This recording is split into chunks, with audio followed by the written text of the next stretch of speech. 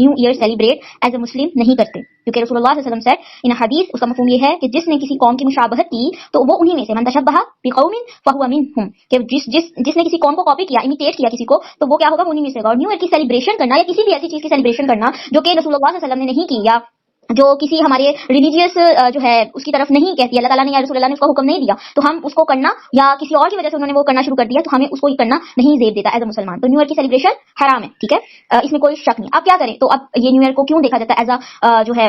कि हम एक नई शुरुआत करने जा रहे हैं, इस तरह की क्यों बातें होती है। अच्छा, एक और हदीस मैं आपके सामने यहाँ पे रखूंगी इंशाल्लाह, और मुझे लगता है उससे बहुत सारी हद तक हमारी जो बातें हैं वो क्लियर हो जाएंगी और सबको एक क्लैरिटी मिल जाएगी कि न्यू ईयर हो, नया दिन हो, या चाहे वो इस्लामी साल है, चाहे वो शमसी और कमरी साल है, जो भी साल है, या नया दिन है, या आपकी कोई बर्थडे का ईयर, अगर कोई कहता है यार एक साल हमारा, हम दुनिया में आए इतने साल हो गए, वो उन सारी चीजों को फिर हमारा रवैया उस पर क्या होना चाहिए, तो उस पर भी हदीस में आपको दिखा दूं। रसूलुल्लाह सल्लल्लाहु अलैहि वसल्लम की हदीस का एक मफहूम है जिसमें उन्होंने फरमाया कि वो शख्स हलाक हुआ, ठीक है, जिसका आज उसके कल से बेहतर ना था, यानी जो गुजरा हुआ कल है उससे बेहतर ना था। तो as a Muslim every day is our new day and a new opportunity for us, यानी हर दिन हमारे लिए एक नई उम्मीद के साथ, एक नए हमारे पास मौके के साथ तलू होता है सूरज उसका, जिसमें जैसे सूरत दुहा में अल्लाह ताला कसम खाते हैं, वो दुहा,